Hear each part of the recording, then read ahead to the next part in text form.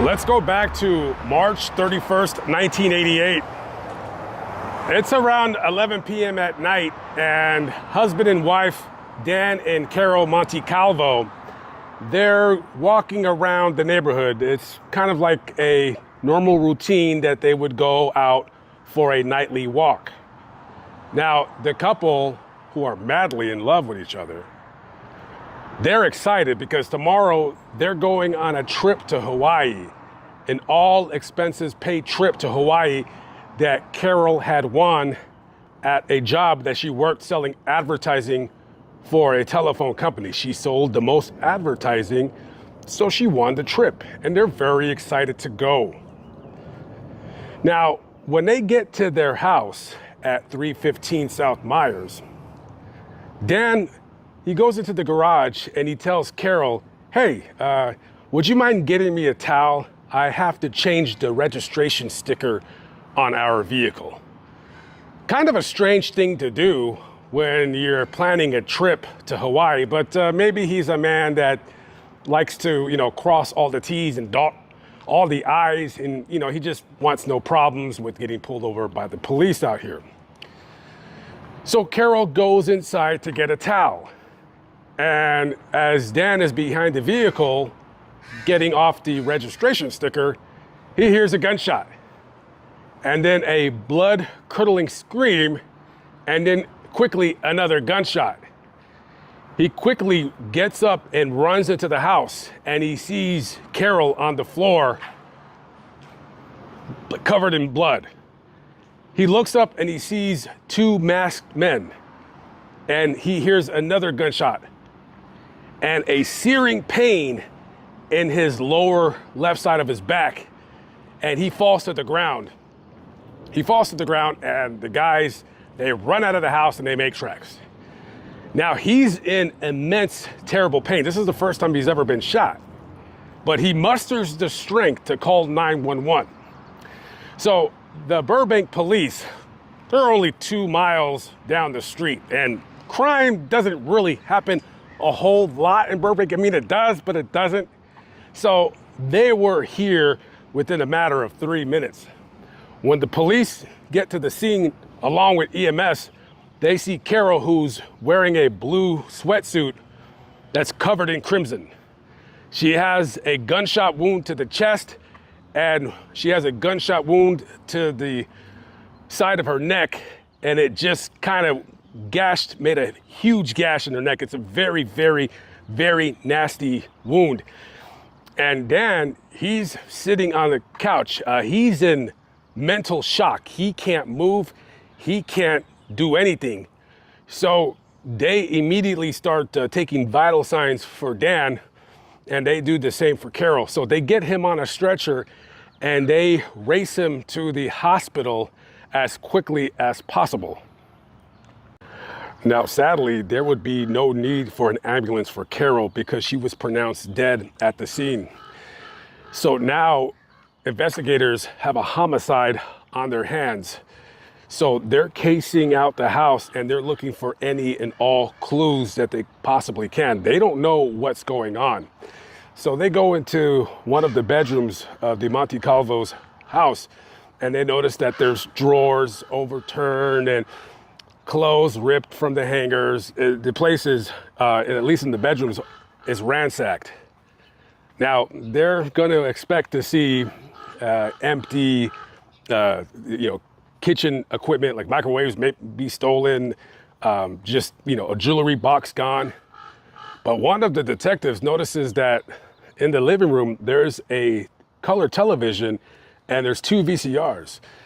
Now, if you guys remember how expensive VCRs were back in the 80s, that would be a high ticket item. That would be something that you can pawn very, very quickly and make some good cash.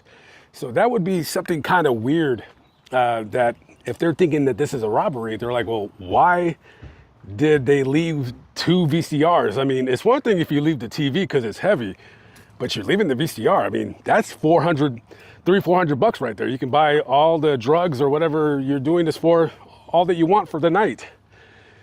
So they're dusting for fingerprints and taking pictures and measurements and all that stuff. And now they have the job of telling Dan that his wife is dead. This is the house right here where the murder occurred. And this was the scene many, many years ago where a woman who a man truly loved brutally lost her life right here.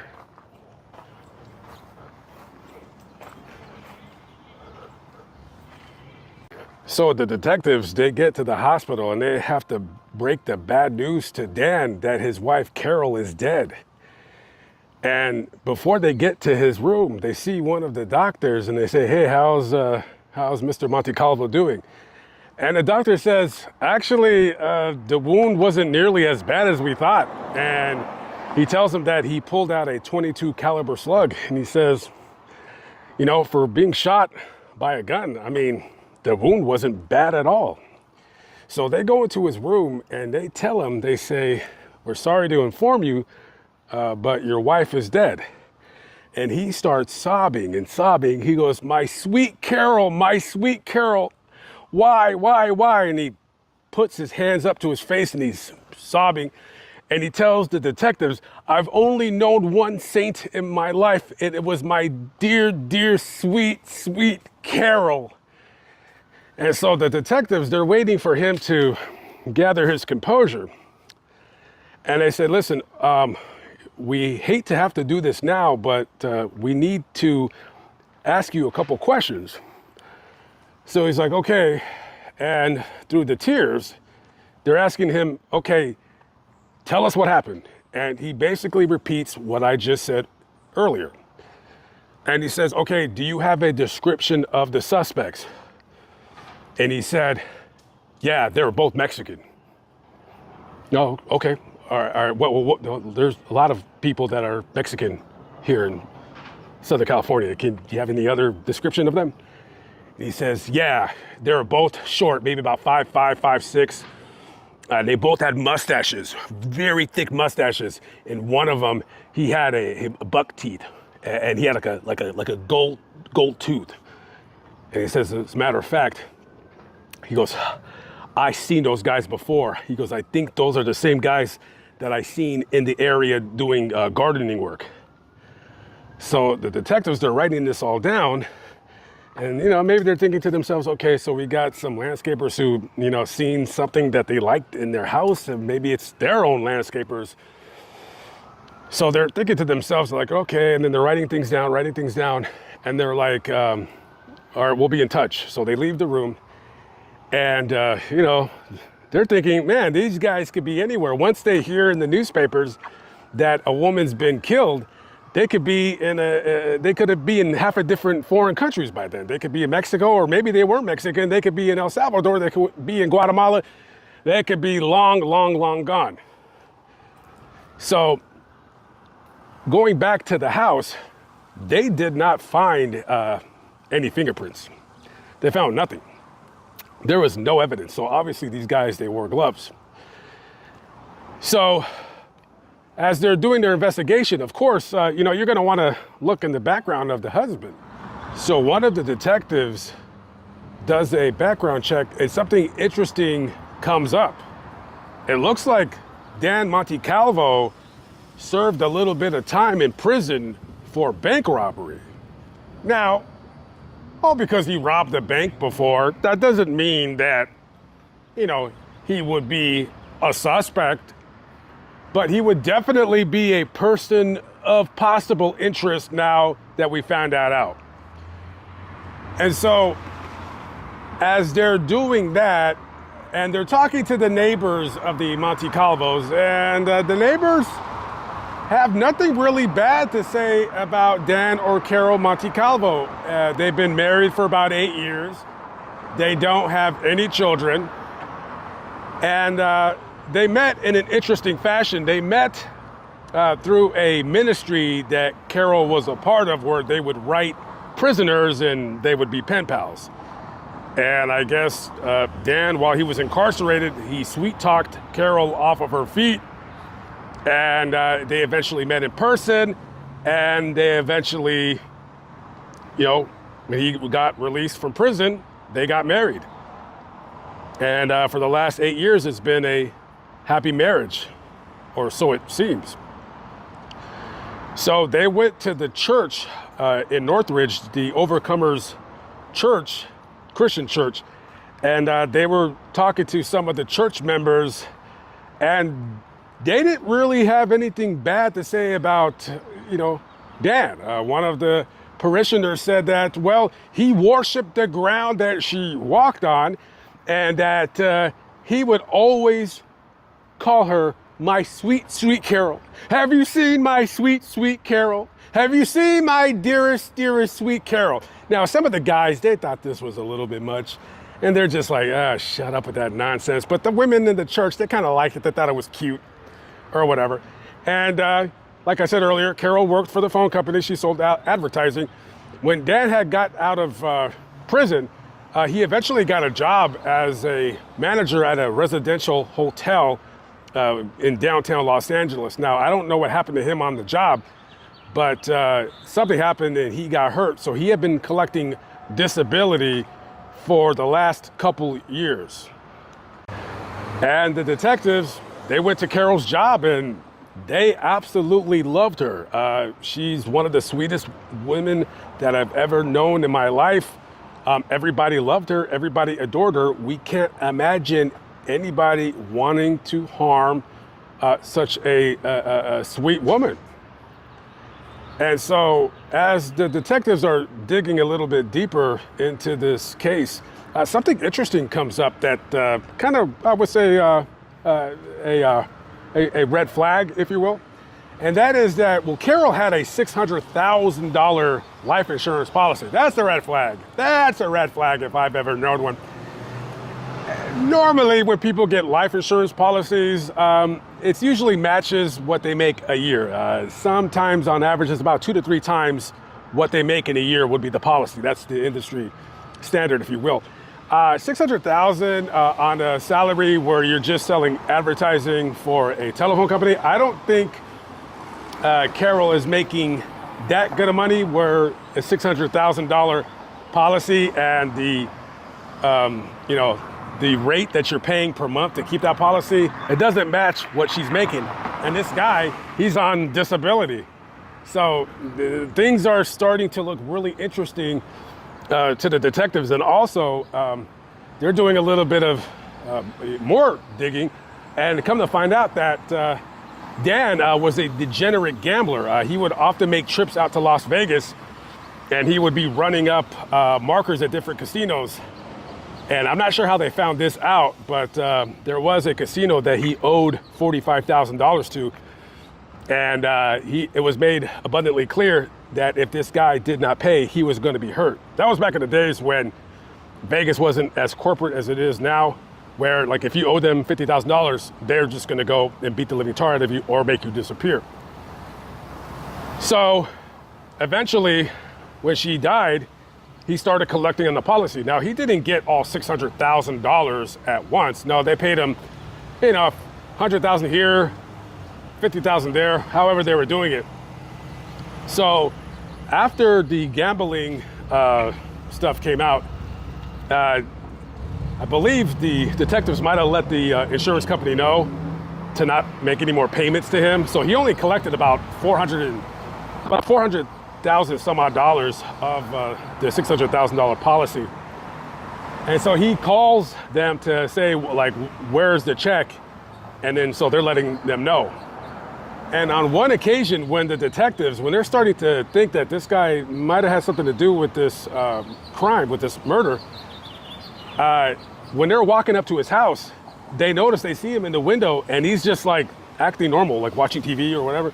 And when they see him, all of a sudden the crocodile tears come out. And, they look at each other and did you see that? This guy's just kind of acting normal. And then when he sees us walking up to the driveway, that he's all of a sudden he's crying.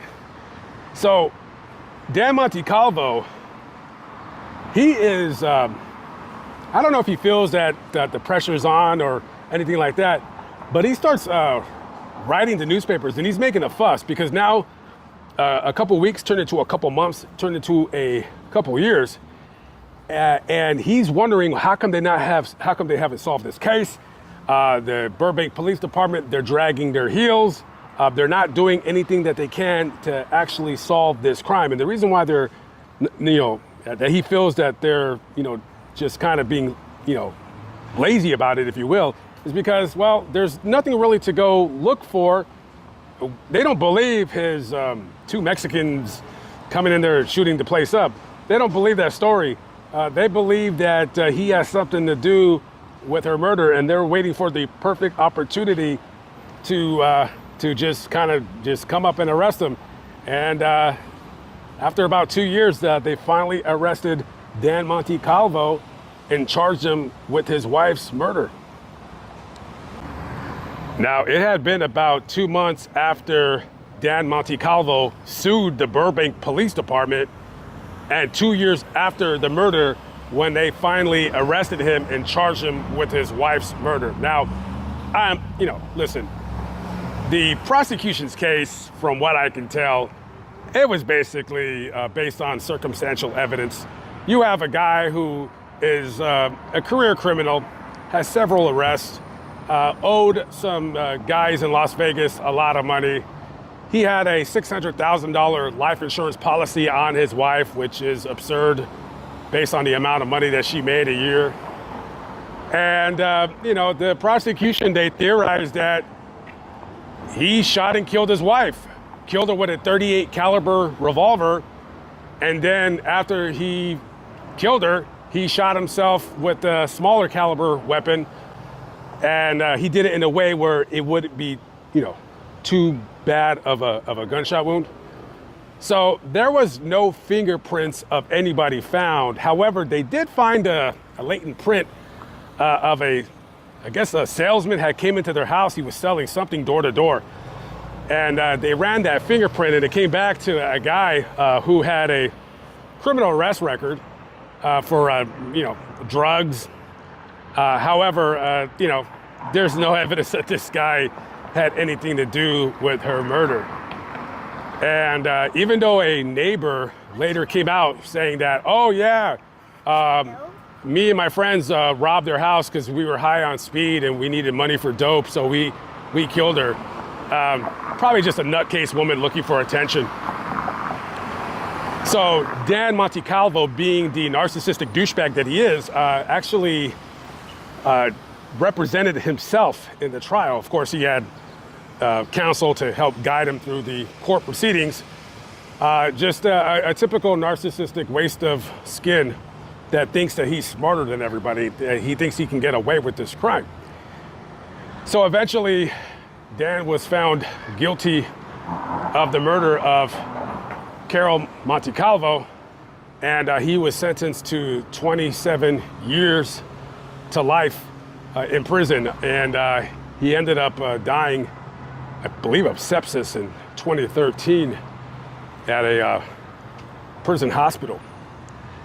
So this guy, up until the very end, like a lot of people do, maintain their innocence.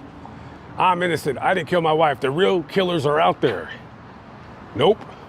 The real killer was you, and you were put away,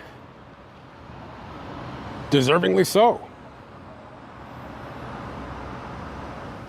If you were alive in the 1920s and you liked Westerns, then you probably heard the name Tom Bay. He was a pretty famous Hollywood actor at that time. Mainly did Westerns. He also did a lot of stunt work. Originally, Tom was born February 22nd, 1901 in San Antonio, Texas. And then later on, his family moved from there up to Oklahoma. And then for a time or two, he was married at the age of 18. He gets a divorce, decides he wants to be an actor some way or another. He would make his way to Hollywoodland, USA. So Tom gets into the movies, and he got pretty big. His first accredited role was in the 1922 movie The Better Man Wins, starring Pete Morrison. And of course, he also played in 1929's Fighters of the Saddle, starring art accord. Now, other than that, he was also in some other westerns and what have you, doing stunt work, all that good stuff.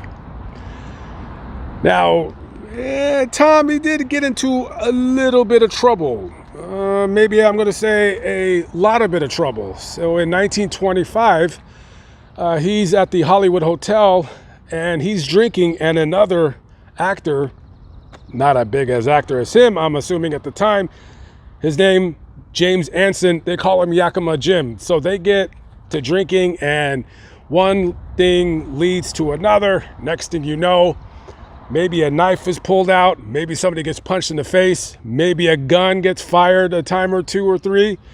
So Tom ends up killing James, and there was a bit of a foot pursuit. LAPD officers were able to take Tom into custody. He's yelling self-defense. He said, hey, we got into a fight. He pulled out a knife. He tried to threaten me, and well, I shot him. And there was a lot of other actors in Hollywood that were saying that, they liked Tom. He was a nice guy, and that this should, he should be acquitted. And he was. Unfortunately, the same thing that happened to Yakima Jim would end up happening to Tom Bay. So we're going to go to October 11th, and it's about, maybe 6 p.m., 6:30 p.m. And so at the time, Tom, he's a pretty happening fellow. And, you're an actor, you got a girlfriend or two or three or four.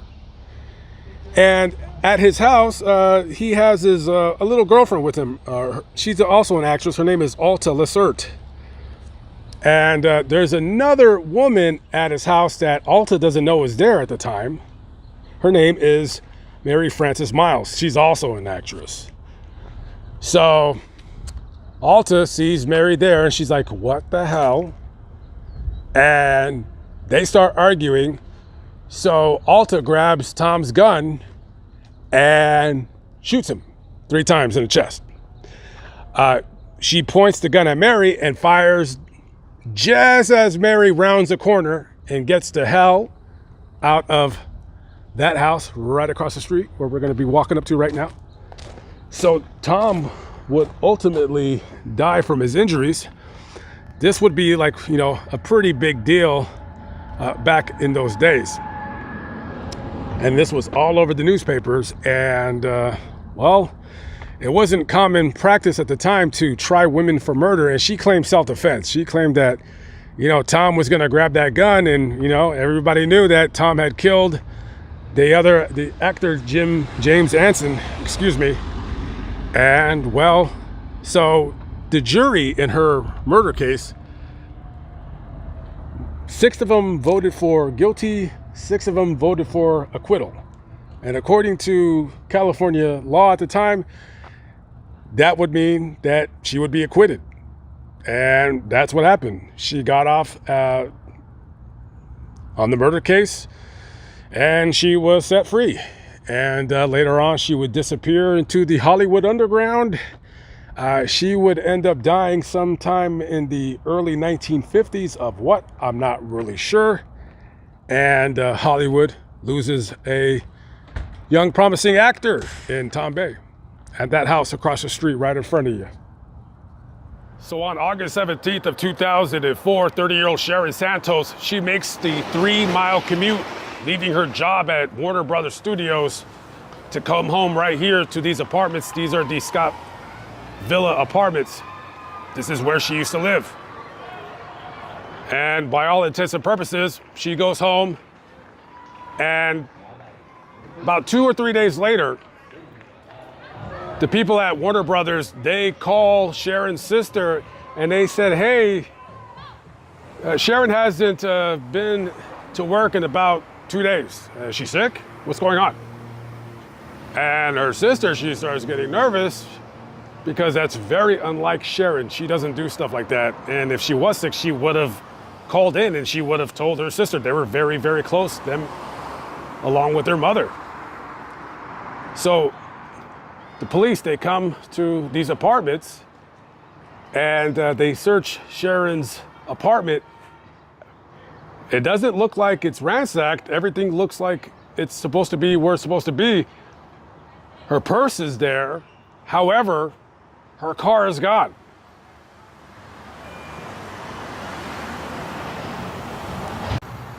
It would be 16 agonizing days where Sharon's family, they don't know what happened to their loved one. They don't know if she's dead or alive. And as each day passes, the dread in her mother's stomach gets more and more tighter. She has a very, very bad feeling, and she knows that deep down inside, something terrible, terrible has happened to her daughter.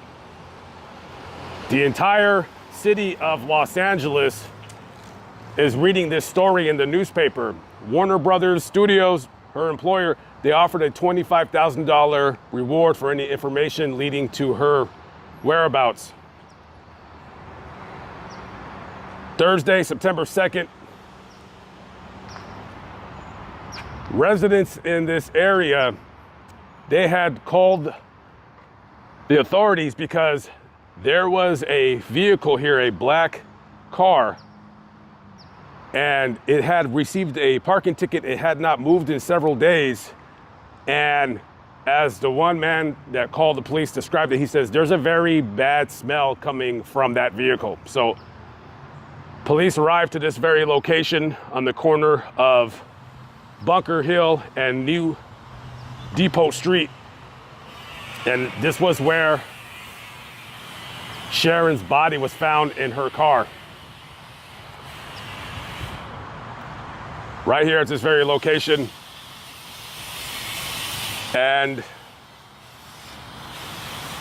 it was very, very apparent to the investigators at the scene that she had been dead for quite some time.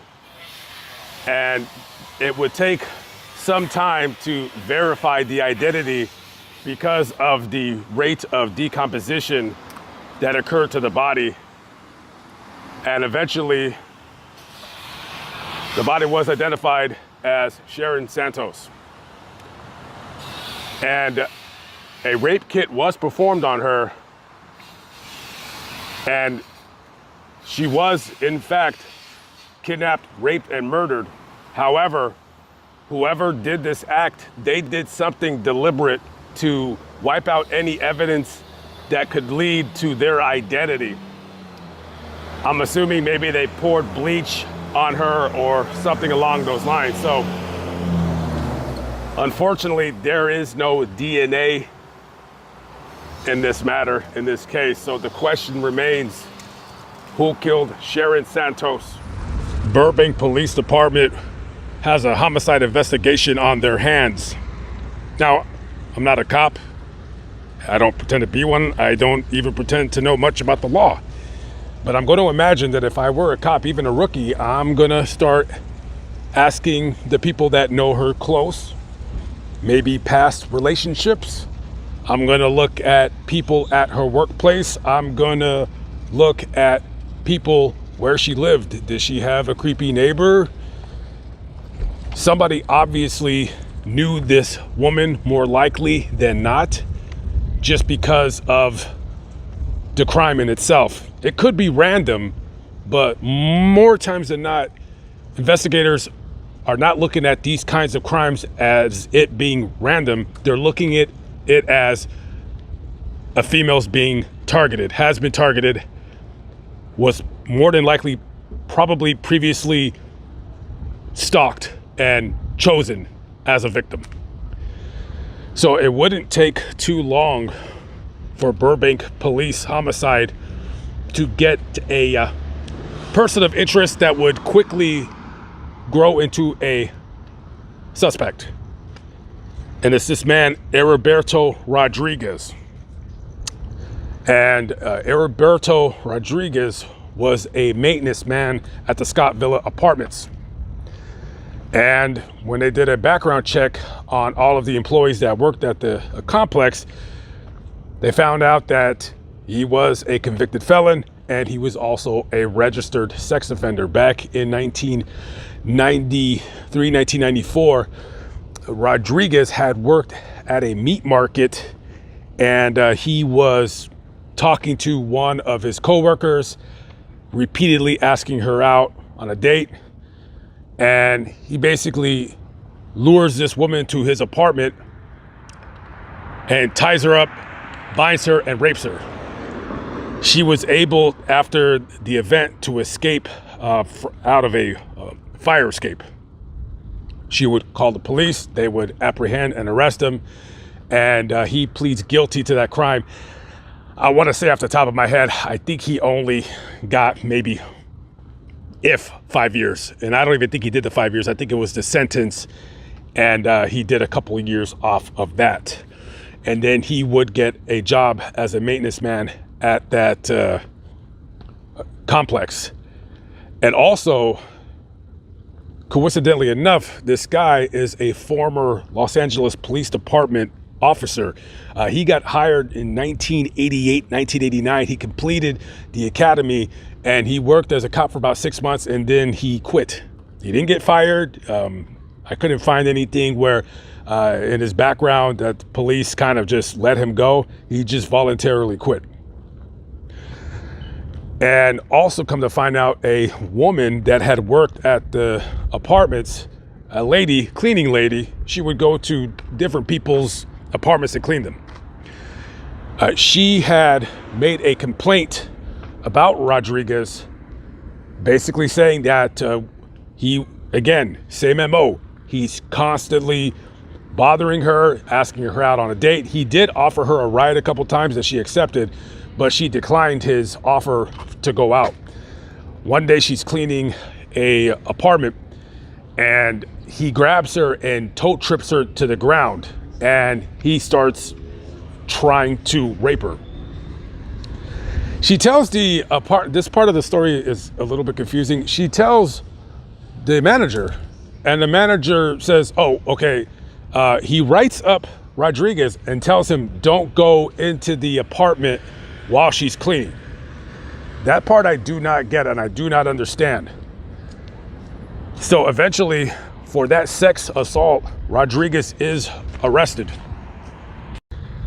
So while the Burbank Police Department is interviewing the housekeeper about the sexual assault that Rodriguez committed, I'm not sure in what exact order this took place, but Rodriguez is eventually arrested, and he's charged with sexual assault, false imprisonment, and assault with the intention of committing rape. They get a search warrant for his apartment. Now, they're searching his apartment, and they find duct tape, masking tape, and twine. These would be implements that someone would use when they're a sexual deviant, when they're a rapist. Doesn't mean you're one, it just means those are the tools. Now, you could easily explain that away, but they also found a ring, and the ring belonged to Sharon Santos. So what is this rapist guy doing with Sharon's ring? So another maintenance man who worked at the complex, he testified during court that one day before Sharon's murder, they were walking by her apartment, and Rodriguez, I'm not going to repeat the vulgarity that he said, but he basically said there's a fine B word over there, and he basically explains to him what he would love to do if given a chance. She's alive at this time. About, I want to say, a few weeks later, after was kidnapped, they're walking by her apartment again, and he says, hey, you know that lady that lived in that apartment, she's dead. And joking, the other guy says, why, did you do it? You got something to do with it? And he said, no, that kind of bleep isn't funny. And it was kind of weird that he said that, because at that time, Sharon's body had not been found yet. Why would somebody say something like that about a woman that's missing? Why do you have her ring? How did you get her ring? And of course, this man is the maintenance man of this property. Now, the maintenance men, they're going to have some form or another access to the keys of the residents of the complex. But normally in that complex, they would do checks of the air filter in the duct of the central AC, and they would do fire alarm checks twice a year. So in theory, twice a year, Rodriguez has access to all the keys of all of the residents of that apartment. And so the theory is that this guy now is a prime suspect in this matter. And the two other women that he sexually assaulted, the one that he used to work with back in 1994 at the meat market, and the housekeeper and Sharon, they all have three similar physical characteristics between all of them. They're all petite. They're all slight of frame. However, as they're building a case against him, there's a problem. And a lot of times, sometimes, murders do get solved, and there are convictions won based off of only nothing but circumstantial evidence. However, in this case, they're not bringing that up because they're wanting some rock solid evidence. They're wanting some DNA. Unfortunately, there isn't any DNA, because I said before in the story that when they took her for autopsy, they found nothing, not even a partial profile, if you will. So this guy, eventually he pleads no contest to the charges, and he's sentenced to 12 years in prison. Now, currently, right now, as far as I know, he's free, because this happened, the murder occurred in 2004, and I believe his trial took place and he was sentenced in 2006, so he could have done every single day of his sentence and he'd be out right now. And where he is, nobody knows. And the family, they had sued the apartment in 2006, and they sued him for them hiring a convicted felon, convicted sex offender, and a civil jury awarded them, the jury in the civil trial, they basically convicted him of at least having been responsible for Sharon's murder. So they awarded the family of Sharon Santos $12 million. Now, of course, the apartment complex, they said, we're not responsible because we don't know if Rodriguez is technically responsible or not, as ridiculous as it sounds. And eventually, from just the top of my head, I believe they might have either settled out of court, because that would definitely be a court case where it would be wrapped up in the courts for many, many, many years. So we can't say for a fact that Heriberto Rodriguez is responsible for Sharon Santos' murder, but you have a sexual deviant, you have somebody who's a registered sex offender, and you have the victim's ring in your possession. And the vulgar past statements that I previously stated,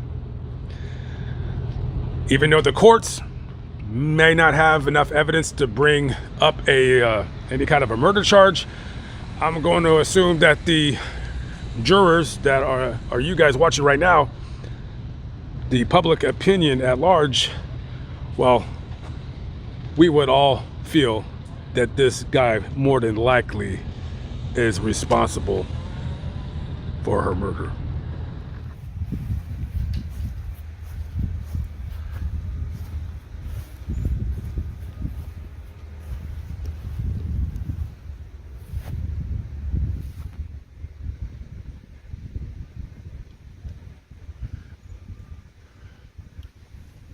Justice will come one day, if not here, then possibly in another realm.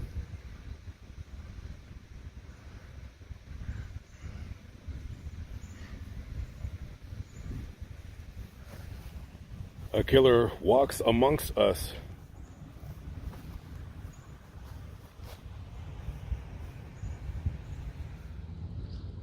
We're walking in front of Bret Hart Elementary School, and for 30 years, a very, very beloved woman was a school teacher here. Her name was Karen Lombardo. And last year, Karen Lombardo, 57 years of age, was found murdered in her home over on the 800 block of North Avon Street. On May 7th, 2024, police and EMS arrived to that house on that street, and where they found Karen Lombardo unresponsive on the floor. She was pronounced dead at the scene. Her 25-year-old son was arrested and charged with her murder. His name, Kyle Lombardo. Now, Kyle Lombardo has obvious mental illness.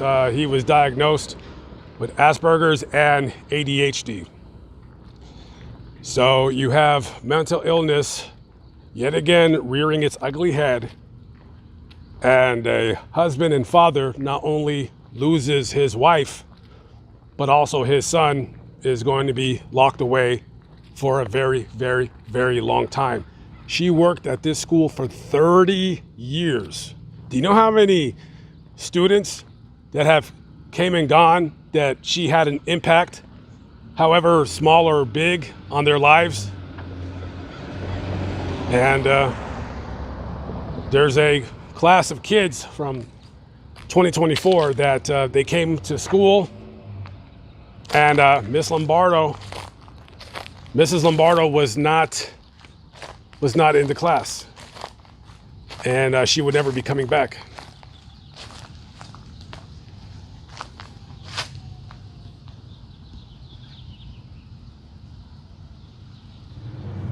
September 17th, 1983.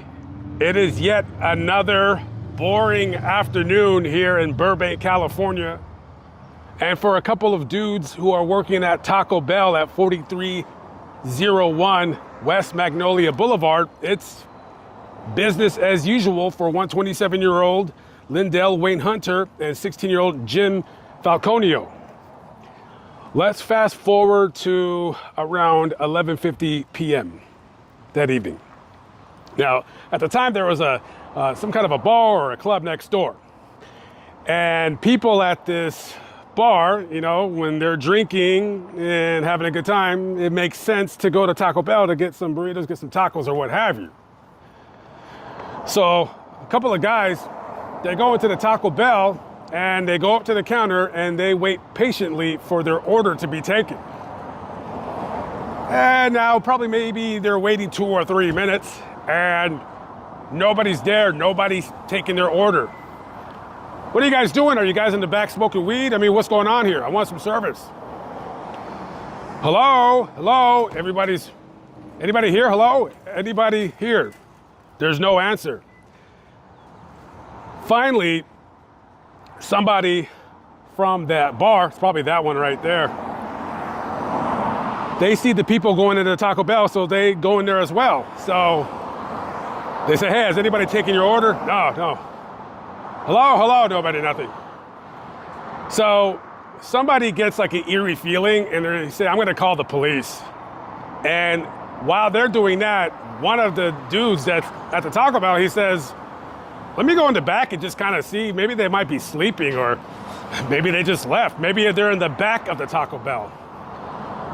So he goes into the back, he rounds the corner, and in the employee area, that little closet where you hang up your backpack or your coat, are 2 people with gunshot wounds to the head. Lindell Wayne Hunter and Jim Falconio. When the ambulance and the Burbank Police Department arrive, there's nothing they can do for Lindell. He's pronounced dead at the scene. Jim Falconio has a gunshot wound from the back of one side of his neck to the other. They rush him to the hospital where he fights for his life for about 11 days. And sadly, he did not make it. He died. Jim wasn't even supposed to be working there that night. He might have been covering somebody's shift. Double murders do not happen often here in Burbank, California. So the question remains, who did it? When the police were investigating the scene, they recovered a .22 caliber bullet. The safe was wide open and no money in sight. So what is the profit of a double murder at a Taco Bell? For that night, the take was $625. 2 lives, $625. So this case would quickly be wrapped up within about 5 days. So a couple days after the murder, somebody had called the police and had stated that this homeless guy had bragged about the murders. 23-year-old William Kirkpatrick. And now the hunt is on for this Kirkpatrick guy. This transient loser scumbag. So insane he is that one time he had asked a friend to hold a couple items for him.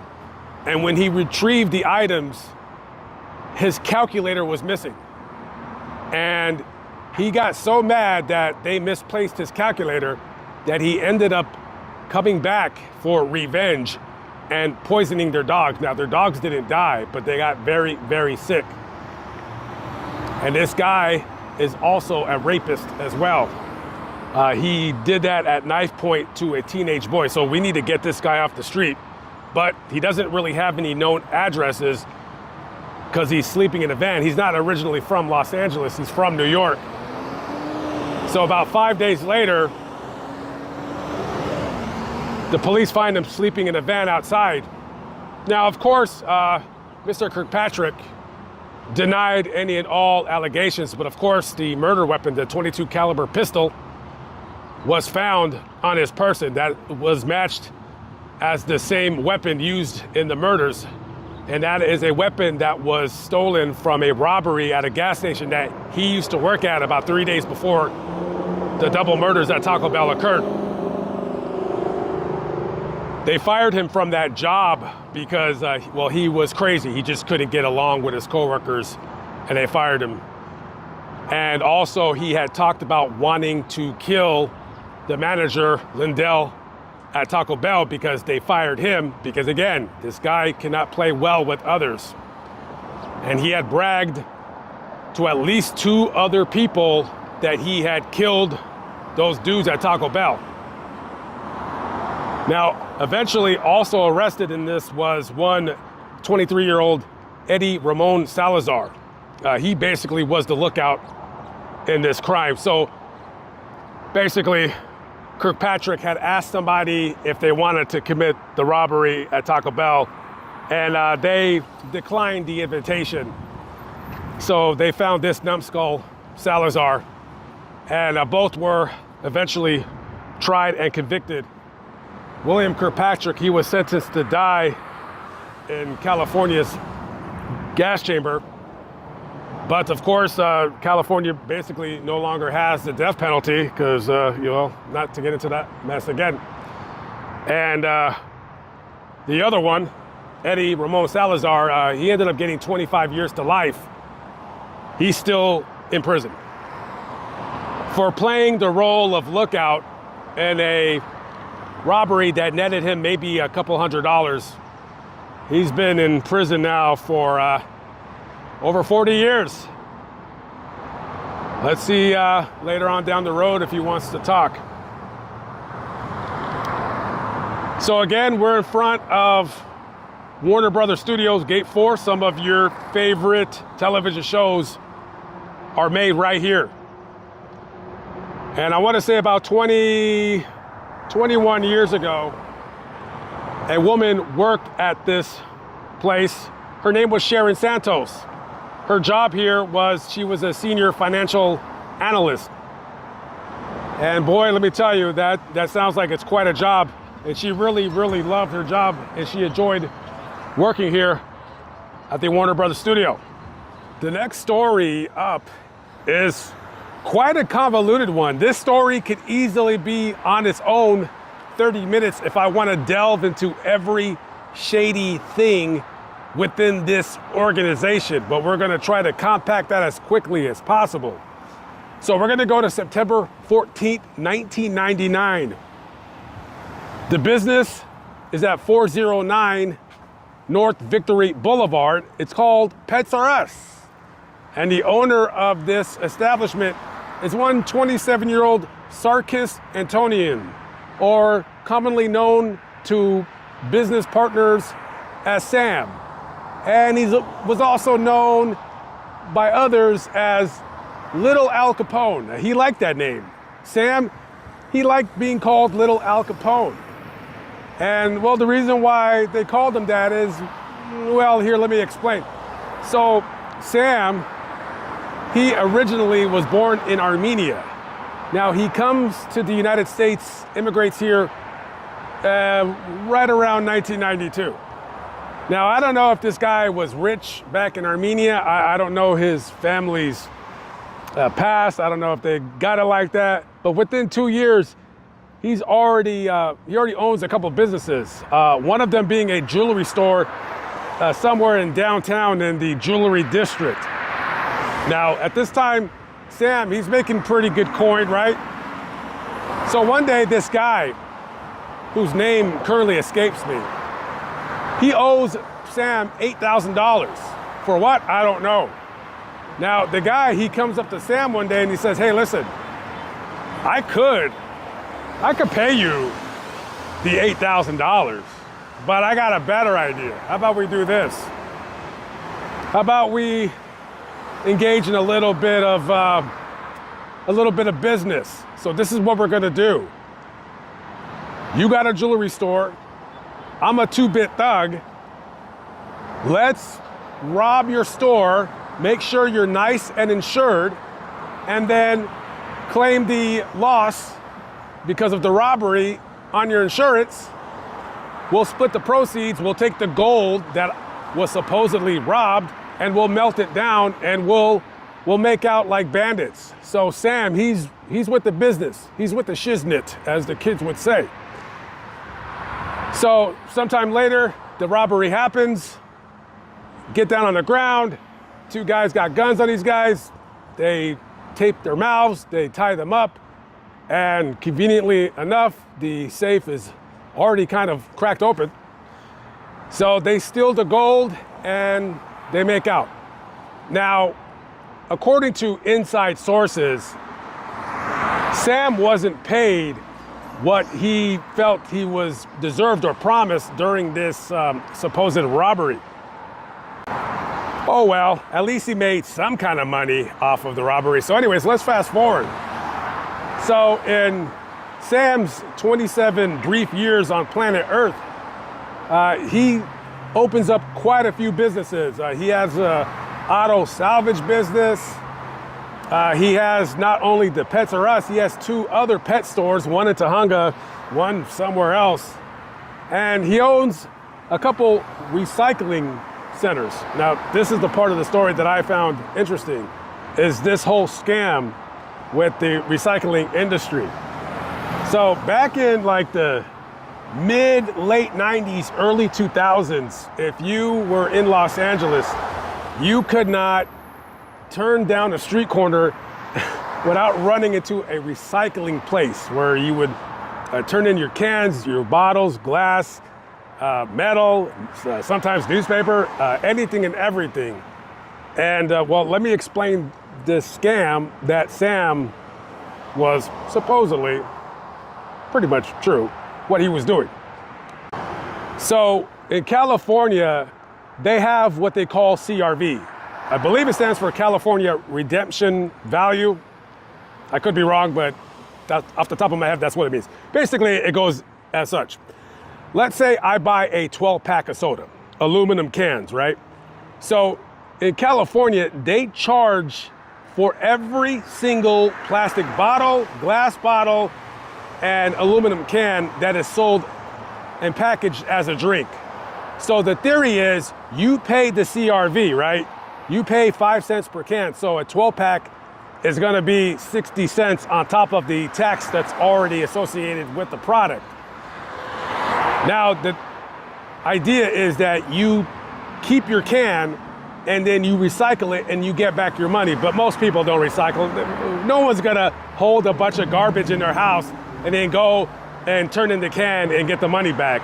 They throw the can in the garbage, or they put it in their separate recycling receptacles or whatever, and then it's picked up and it's melted down or whatever. Or you have homeless people who sometimes, with their shopping carts, they'll go through the garbage, your garbage, my garbage, just whatever, and they'll find those cans and then they'll turn them in and get the cash.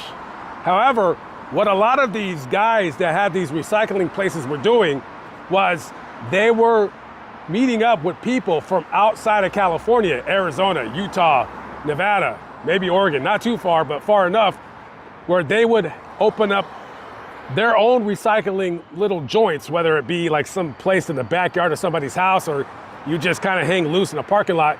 So you would buy multiple pounds and sometimes even tons of aluminum cans, and then you would truck them into California. So instead of in Nevada, where you would get 50 cents a pound for aluminum, out here at that time, you were getting sometimes over $2 a pound. So you can kind of see in bulk that this could be quite a markup in terms of just the sheer value of the aluminum cans and the plastic. So the theory is that California is getting scammed because these cans are coming from outside of the state of California and nobody's paying the CRV. So it's estimated that during that time when the scam was the heaviest, California lost about $500 million, or so estimates say. So Sam, he owned at least 3 of these recycling centers. He probably owned 12. He can't own all these places and then have them in his name. So he would put one recycling center in his sister's name. He would put one in his mom's name. He would put one in his friend's name, his cousin's name, whoever. And then when it would get too hot or, something would happen, he would just sell it. So the seller, he would see that these overinflated profits at this recycling center. So he's going to pay $100,000 for the recycling center with fake receipts, when in actuality, the receipts only condone that property or that business being sold for 20 grand. So this guy, Sam, he's into the business. He's into the shiznit. So this is 409 North Victory, this building right here to the left where it says Resto Clean. This was where Pets R Us used to be. Now, Burbank police, they say that this was nothing but a front for credit card fraud. I mean, it is what it is. I don't know if it's true or not, but they believe it was. So on September 14th, 1999, it's about 7:15 p.m. and Sam and his employee, his friend / employee, they're closing up for the night. So this is where the story gets a little dice, as I like to say, a little dice. So they're closing up business, closing up shop, they're cleaning up all that good stuff. And all they know, all anybody knows, is from the 1, 2, or 3 people, whoever was here, 7:15 p.m., September 14th, 1999, all people know is they seen an Armenian-looking guy, whatever that means. He could be Romanian, I mean, he could even be Italian, he could be Mexican, who knows? Somebody that looked Armenian casually walked into this business right here, and they seen Sam, and they lit him up. Multiple shots to his head and his chest. The guy that's working here, he sees this and he freaks out. Sam falls to the floor. He would be dead within probably less than a minute. And the guy, casually, he just turns around and walks right out of here like it's just another day. So this guy who barely spoke any English, apparently he hasn't been in this country very long, because he didn't know what to do. No one ever told him how to dial 911. So this guy runs out of this door and he runs out into the street, and he's like trying to wave down cars, wave down anybody. He doesn't know what 911 is. He's like panicked. He's like speaking in Armenian. He's like, blah, blah, blah, blah, blah, blah, blah, blah. Finally, somebody stops, because what the heck is this guy doing? So they come through this door right here. And in this place is one Sarkis Antonian, AKA Sam, AKA Little Capone. By the time the ambulance came here and got him to the hospital, he had already been dead, or declared dead anyways. When the police got here to the scene, they found it kind of unusual that Sam's mom was already here, and she was going hysterical and crying and bawling her eyes out. She was screaming that her son is dead, her son is dead.